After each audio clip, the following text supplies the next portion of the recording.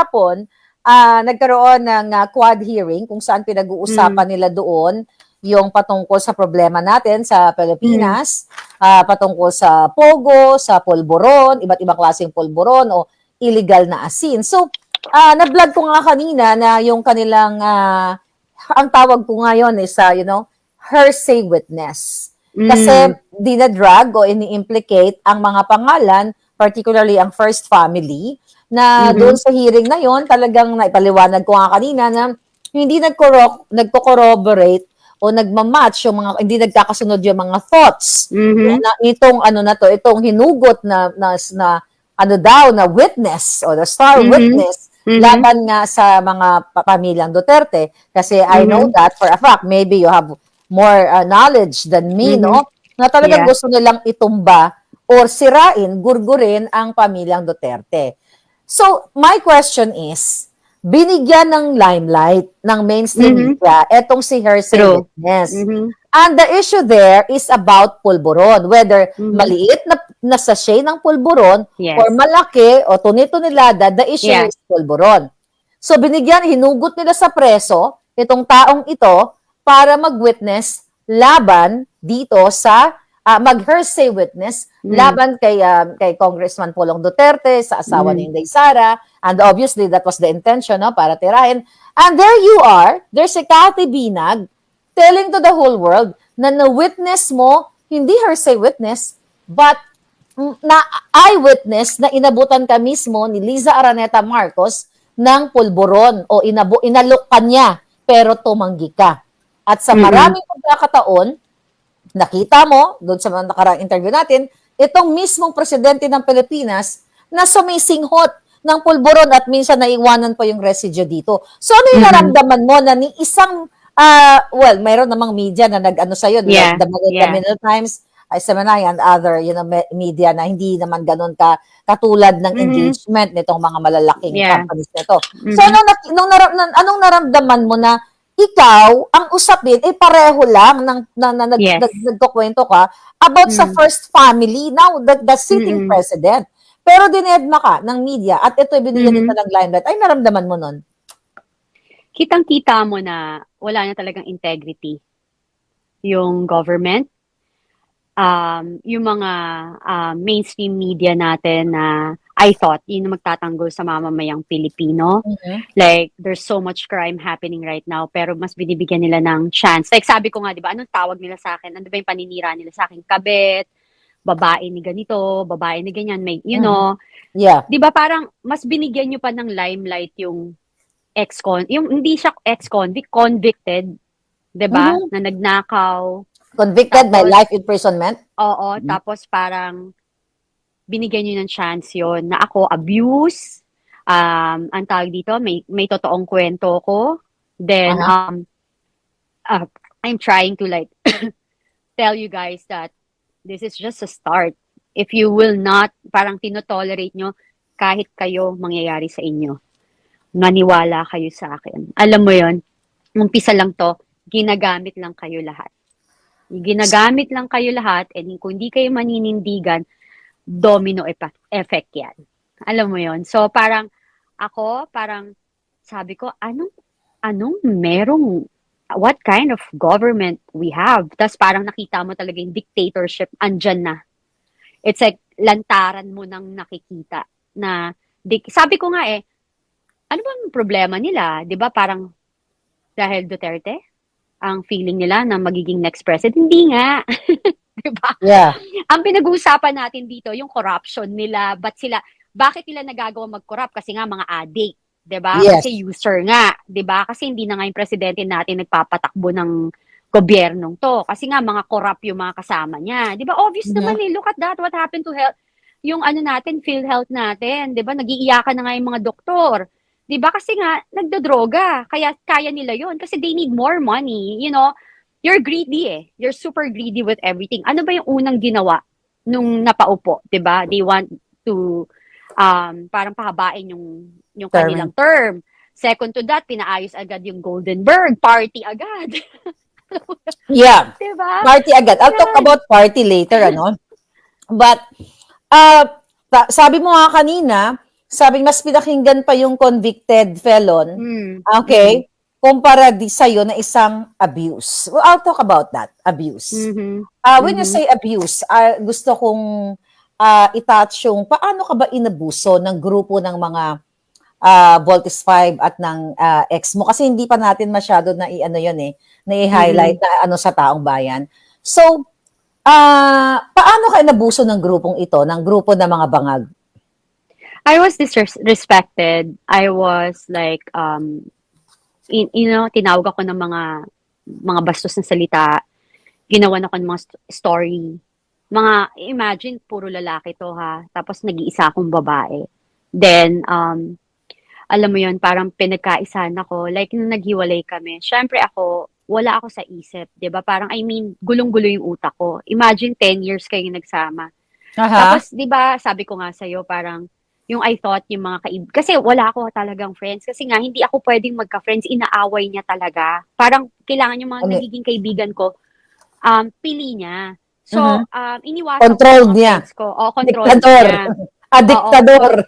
Oo. So, ako naman, para wala nang gulo, parang ako naman, buti na yung mga kaibigan ko, nakakaintindi sila. And syempre, yun yung tinatawag na good friends and educated friend. You don't tolerate, di ba, bad things na, di ba? So, ako yung umiwas, nagpaalam ako sa mga friends ko, ganyan. Naintindihan naman nila. Kasi sabi na, ikaw naman, naman, we will support you, nagmamahal ka, ganun. Anyway, so, nung naiwalay kami, I really asked, like, around, kausapin siya, tigilan na ako, pinapasundan nila ako, parang yung kotse ko, pina-flat nila, ginugurger nila ako, tapos lahat ng friend ko, hindi naman niya friend. Like ngayon, mga kasama niya, nakikita mo dyan, ako naman nagpakilala sa kanya. Ngayon, kasama niya na lahat. Alam mo talaga na user-friendly. Pag nakita mo, may kasama siya dyan, ako nagpakilala niyan. And these people witness how abusive he is to me. Okay. Because may nangyari sa amin sa Palawan din, sa isang resort. Birthday namin, triple celebration ng birthday namin. My daughter was there. Lasing lang siya, nanuntok siya ng isang DJ, yung ganyan. Tapos, ang daming witness doon. Tapos, I try to fix it. Tapos, nasa room na ako, naligo na ako. Tapos, umaakit siya, sinisigawan niya ako na asan ka? Putang ina ka. Ganyan, sorry. Ganyan. Sorry. That's okay. Putang ina mo, asan ka? Ang ina ka, wala kang pakialam sa akin. And ang dami namin doon. Then, everybody was shocked. Everybody was shocked na, oh my God, parang ganito. So, then yung daughter ko was there. Nagkaroon siya na-shock siya kasi hindi sa family. Traumatic experience. Hindi, bawal magmura. You get me? Parang bawal magmura. So, parang na-witness niya yun. She was really crying that time. Then, tapos yun, then naghiwalay nga kami, tapos sumalapit ako, even may mga friend kaming lawyer na I thought na, di ba, magtanggol ka. Mas matatanda na sila kasi sa akin. Hello, tingnan mo, 25 years gap namin. So, I was thinking na, di ba parang a-advisean siya ng mga tao na, oy, Tony Boy, tama na, mag-separate na lang kayo ng tahimik kasi you've been together for 10 years. Okay. Ako kasi simula naghiwalay kami, binanatan lang ako ng binanatan eh. Ako, at first, nagalit ako.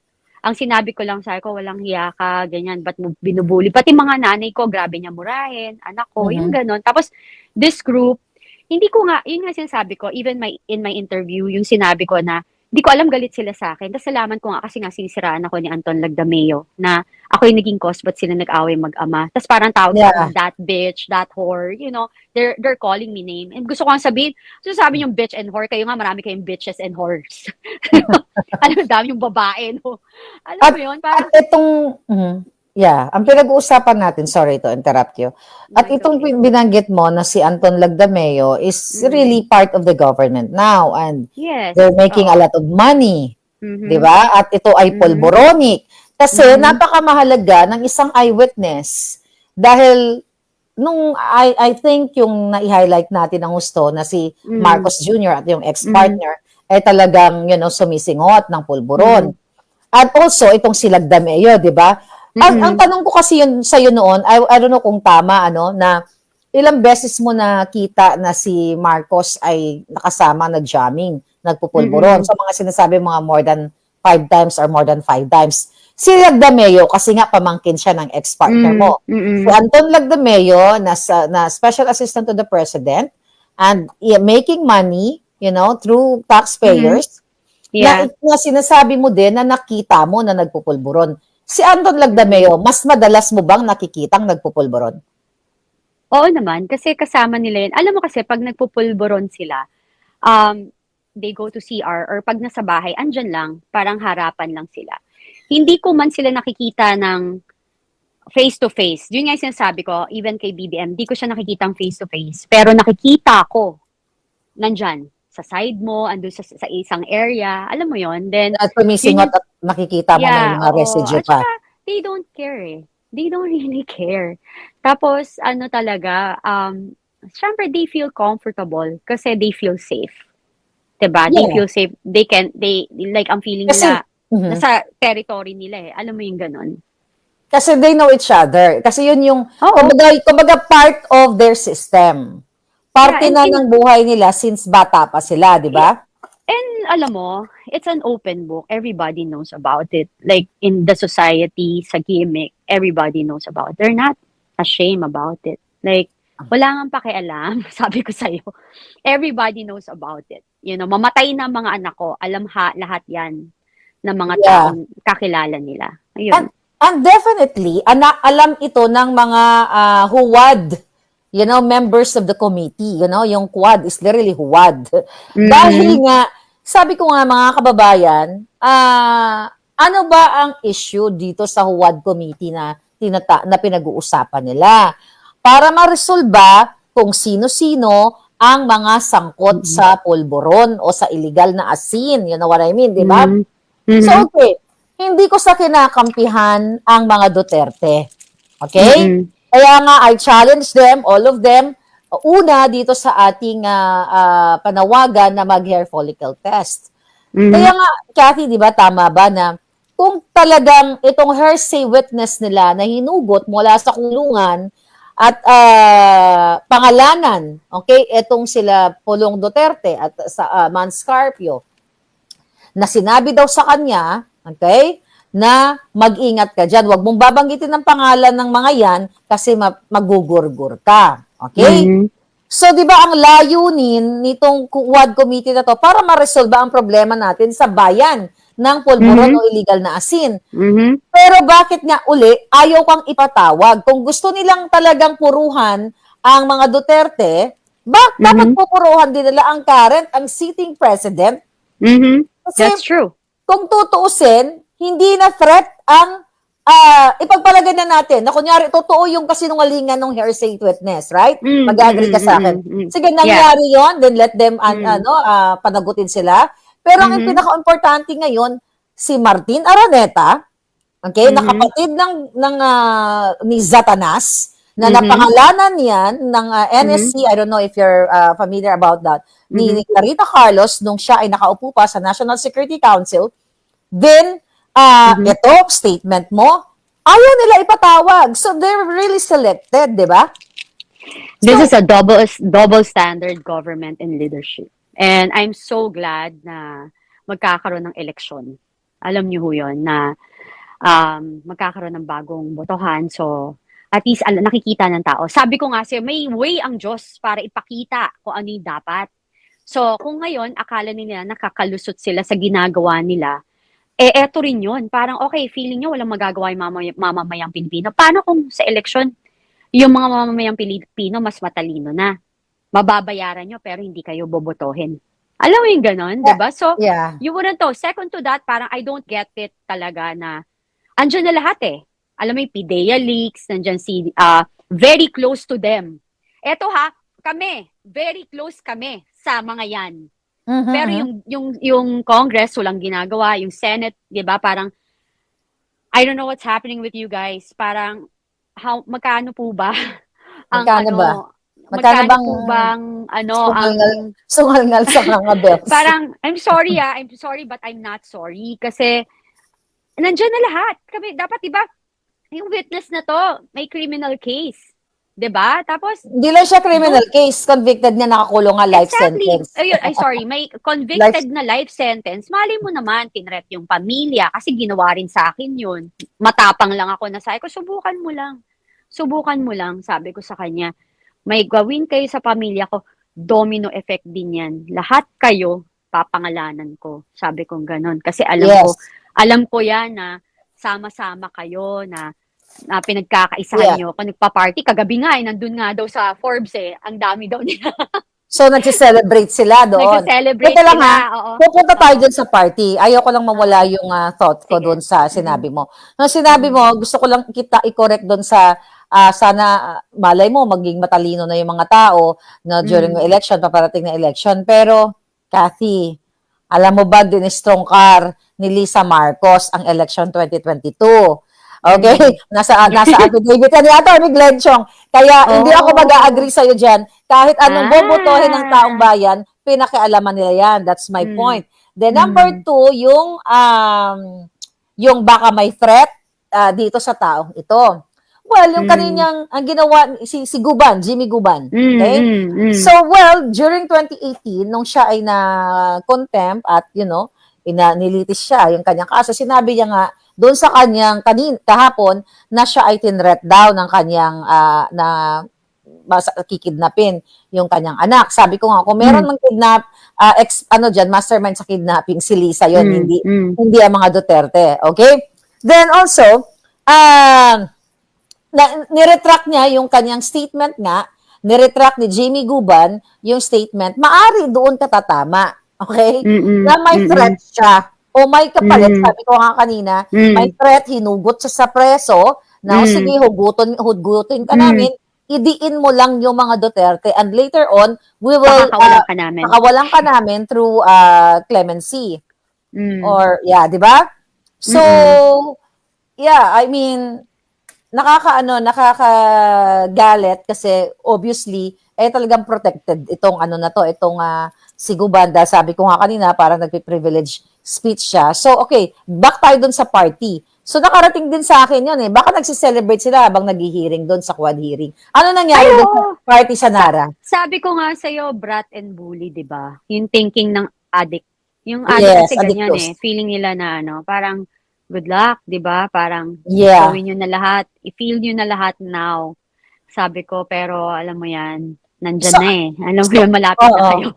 So, ano sabi ng informant mo na ang nakarating din sa akin na ang haba-haba ng pila ng kotse doon sa Nara Street ng time ng hearing. Ano ba nakarating sa'yo? Yes. Ganun din sa akin. Ma'am, may party po dito. Ganyan. Sabi ko talaga. Sabi ko, sige, enjoy nila yan. Kasi alam mo, pag ine-enjoy mo, yung sineselebrate mo may pulboron party, no? Oh, for sure. Hello. Lagi may buffet. May buffet. Diba? Oo naman. Kasi way of life na yan. Sabi ko nga, mali mo rin, kaya pinapatagal, kaya hindi sila takot sila sa hair follicle. They're trying everything to detox. Naghanap sila ng weight. Alam mo yon, parang then after, biglang, okay, ready na kami. So sabi mo nga sa nakaraang interview mo, yung, tama ba yung iyong kasabihan na yung puno, pag matanda na at nakabaluktot, mahirap na hong ituwid. Kaya nga, with that kasabihan, I don't think na makakapag-detox pa sila.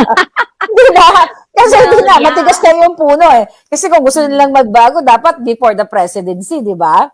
So I think during that time, nung nagpa-party sila habang nag-hearing ang mga hunghang doon sa Bacolor, Pampanga, talagang naglalatag sila ng buffet. At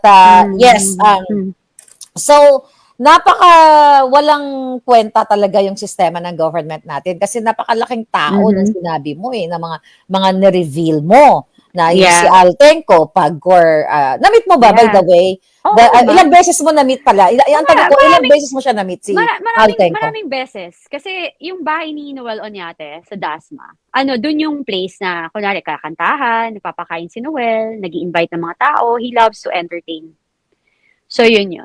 Yun. So, palagi doon. Iba-ibang tao. Marami. Yung Noel Oñate, balikan natin, yun yung katuwang ni Tambahudas para linlangin ang mga constituents ng iba't ibang mga distrito para papirmahin doon sa charter change para maprolo o mapahaba yung kanilang termino, no? Kung magiging successful yung kanilang charter change.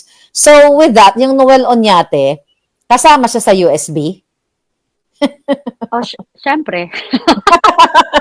Bigla ganun. So, kasi nabanggit mo. So, balik tayo dun sa party. So, madalas nagpapa-party, nagkakantahan, di ba? Pag ganun ba, pag may party, laging may pulburo na nakahain? Oo naman. Kanya-kanya yan eh. Sabi ko nga sa'yo kasi way of life. Di ba? Way of life. Ang territory nila yon. So, they're really doing it naman. Di ba? Sabi mo nga rin, kung ordinary people yan, di ba? Parang, hindi kayo parte ng gobyerno. Alam mo yon, hindi kayo corrupt. Parang you're just enjoying mag-party kayo habang buhay kahit hindi kayo umaten. Alam mo yun, hindi kayo pumasok. May magagaling kayong empleyado dyan. Pero, kapag nag-work ka sa government, tas then you're doing this, nangurakot ka na, nagsisinungaling ka, nananakit ka, wala kang pakialam. Did you see that? How di ba yung parang ang tawag ito, Human Rights Committee, parang yung KOJC, they don't care about KOJC. Diba? Yeah. Tao din yung mga yan. At saka, yan mga pastor, mo yun, mga, nagbibigay, nag-share ng salita ng Diyos, tapos wala silang pakialam. Alam mo yun? Kaya nga sabi ko, kinikilabutan ako sa kahihinatnan nito. Kasi, nasa Bible din yan eh. Diba? Parang walang naghari-harian ang nagwagi.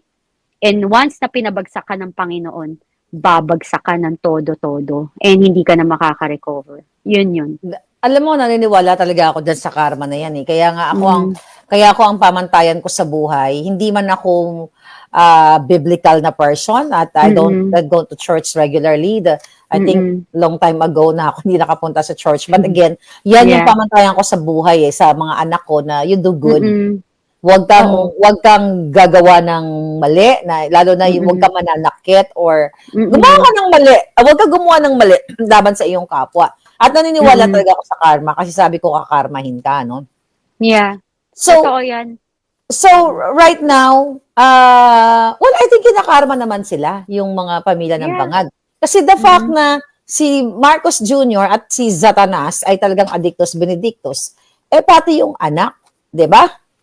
Yung mga anak na ang isa, congressman, di ba? Na true. Legislators. Pero ni isa sa, for sure, sa engagement natin, right now, we're like 10,000 live viewers across social media. So, ni isa ba sa kanila hindi narinig ang Kati Binag na may revelation na ang pag-courtship ay addictus benedictus, ang First Lady, ang Presidenteng Bangag, ang mga anak. So, niho, wala sila. So, saan tutungo ang... Oh, go ahead. Sorry, di ba sinabi ko nga si Cordon Sanitaire sila? Like, they protect their cycle. Kulto. Well, kulto sila. Kulto ng mga Bangag. Oo. Kaya nga. So, yun kasi, you have, of course, may mga tao na nagme-message sa'yo. I know you don't have a lot of friends dahil yung iba, users, ginamit ka lang. Yeah. Diba? Pero ano yung impact ng community mo? Ano yung impact ng paglabas mo? Overwhelming. Okay. Super overwhelming. Sabi ko nga sa'yo kung yung basher ko, kunwari may basher, mas maraming nagtatanggol. Alam mo, hindi ko makita or maybe takot talaga silang tirahin ako kasi mas nakakatakot kasi yun. Kasi baka the more ako nagbibigay ng names 'di ba? Kasi yes. Binabayaran nyo to ganun ha. Kasi yung mga statement kasi at the end of the day, balubaluktot. At saka ang daming nagtatanggol lang sa akin talaga. And kapag talagang sabi ko nga, and maumay na sila, na kapag talagang yung Diyos, guided ka, hindi talaga mananaling kasamaan. Tapos, di ba, ba't sila nauumay pag binabanggit ko yung Diyos? Syempre, may evil sa katawan nila. Yeah. Nasasaktan sila. Baka masunog sila. Ano yun? Di ba, parang, Jesus, meron pa nga nagsiba. Nakakaya ka, minumura ako ng minumura. Sabi ko, pagdadasal po kita. Talaga? Hayaan mo. Hayaan mo na ignore na lang yung mga... in-ignore ko. Hindi, ako na lang ang gaganti sa kanila ng mga Jotang Genemes. Alam mo na ang favorite yan. Hindi ko naman sinagot. May paminsan-minsan lang yung kunwari sa akin, siyempre nagwo-worry yung mga supporters natin, nagwo-worry sila, "Ma'am, baka magurgur ka," ganyan. Sabi ko, "Bago ako magurgur, sila Sila muna." muna. Kasi yung True! 'di ba, papatirin sila ng Panginoon. Alam mo yon, Okay. maraming anghel diyan sa paligid. 'Pag maraming nagdadasal sa'yo, hindi ka matatamaan. Sila tatamaan, magba-bounce back. Gano'n 'yun, Yes. naniniwala ako dun. Yes. Oh, 'di ba, Alam mo, ang cute ko pa rin. yeah. Bad sila. Oo, Bad sila, cute. Di ba cute pa oo. rin tayo? Yan, very New York Mm. yan, very bangag.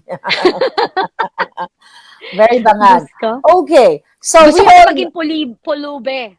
Kung gano'n lang din yung magiging ano gusto ko, mo na maging status ko. pulube kung ganyan lang Oo, din. Okay.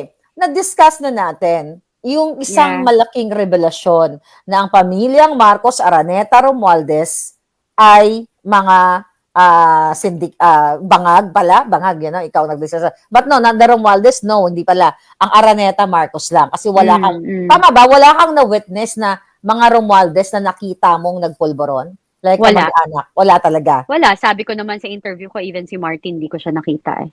Pero Again and na-meet again. mo siya in Yeah. person? Oo naman, several times. Okay. Several times. Alam mo, I really like him before. Okay. Kasi, na-meet ko siya, mabait siya eh. Hindi ko, nagulat ako. Front Na lang ganito. yun. Kasi Front na-meet lang ko siya. yan. Walang Na-meet ko mabait siya. na Oo. magiging kasabwat ng mga kung ano-ano. I guess, you're right. Kasi, sabi ko nga sa'yo, kasi wala sa akin masamang tinapay. Eh. Feeling ko, pag mabait sa akin yung tao, magiging mabait sa akin. At saka when you're matanda ka, kasi ganun yung ano ko, yung paninindigan ko sa buhay. Mhm. At alam ni Tony Boy yun, ang away namin, hindi niya ako mapipigilan pag gusto ko yung tao. Pero, para lang hindi na niya pag-initan, kasi hindi niya ako mapipigilan, pero pag-iinitan niya, iiwasan Mhm. ko na lang. Ganon, no? So ako kasi, Yes. pag kaibigan ko, pagtatanggol ko, even employees ko, yung mga empleyado ko, they Mhm. know for a fact how I protected them, especially pag nandun sa mga restaurants namin, kung nagwawala and everything, I really protect them. May mga times na gusto isara yung restaurant, kasi hindi na raw kailangan. Ako, hindi ko masara-sara kasi ang dami mawawalan ng trabaho kahit na magbenta na ako ng gamit. Wow. Especially nung pandemic, that's what I did. Alam mo yun? Yun, Mhm. minentain ko sila na sa abot na makakaya ko. Alam mo yun? Yun. Yeah. So, again, nakita na natin na talagang didedmahin tayo ng mga mainstream media at ng mga senador at mga kongreso kasi yun nga, mas pinili nilang humugot ng isang convicted at may life sentence sa katulad ni Guban. Pero balikan ko uli na noong January of 2023 ay pinatawag ng Committee on Ways and Means sa pamumuno ni Swansing ang walang iba kundi yung inappoint ni Liza Araneta Marcos na si Michael Ma at iba pang mga kasabwat nito. Sabi ko nga sa inyo mga kababayan, ay actually nakalagay yan dito sa book ni Attorney Vic Rodriguez. I hope mabasa mo na talagang si Michael Ma at ang ibang mga kasabwat ni Lisa Tanas ay pinatawag doon sa hearing na yon. Ang pinag-uusapan doon, smuggling. Okay? Lahat ng klase, agricultural, pulburon. So, dead ba sila doon? Hindi nila pinatawag, di ba? Hindi nila pinapatawag sa hearing. Kinancel nga eh. Pero mas nagbigay sila ng time ng mga hinugot na preso. So, we're not gonna rest our case, okay? We will continue to fight. We will continue to fight. But we all know na walang mangyayari sa ngayon dito sa mga mainstream media na ito. Kaya wala tayong asahan sa kanila. Just we have to, do the regular thing what we're doing right now. I encourage you to speak up more, like every day. Talagang yung alindog mo sobrang tapang. And I admire you. The Filipino people really, they're grateful. Ako grateful ako sa iyo na hindi na lang marami namang mga babaeng lumalaban. Andan si Doc Lorraine Badoy, andan sila, marami mga lumalaban. Gusto kong pasukin ang mundo mo noon. Okay? Pasukin ko yung mundo mo nung nasa ex mo pa. Correct. Ano ba yung kinukwento niya, yung personalidad ni Lisa Marcos? May mga naalala ka ba na during that time, alarming na kinuwento niya? Dito Sorry, nawala ka. Ano yun? Sorry. Okay. Ano yun? Cathy, so, nung time na kayo pa ng ex mo na si TBF, For sure, for 10 years. 'Di ba? Para kayong husband and wife niya na lahat nagkukwento mo. Yeah, yeah. So, ano yung mga natatandaan mong kwento niya sa'yo patungkol muna kay Lisa Marcos? Well, siya yung siya yung sabi niya na, kunwari, sometimes kasi I don't attend parties, 'di ba? Siya lang mag-a-attend kasi nga it's either nandun yung kids niya, nandun din yung ex-wife niya. Tapos parang ako naman, respeto rin. Parang I don't want na lang to go there para Aha. hindi na kami pag-usapan. Aha. Alam mo yon, 'di ba? Binibigay ko yon kasi ganun naman yung ugali ko, 'di ba? Parang I have nothing to prove naman.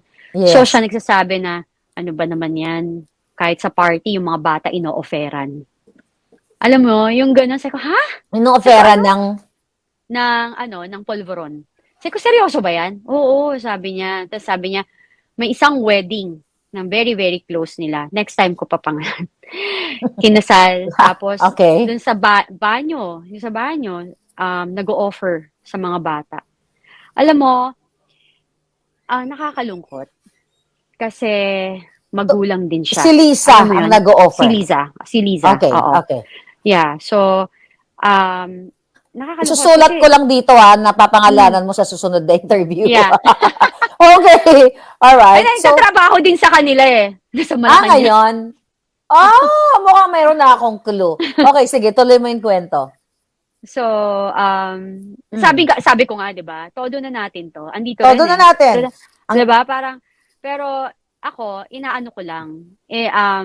Hinihinay ko kasi syempre, in a way, naawa ka dun sa bata. Pero sabi ko nga, may marinig lang talaga akong pitik kasi may narinig ako eh. Na parang seryoso Anong talaga year ang pagtatakpan nyo. kasal? Anong year ang kasal? I-check ko ha. I-check Okay.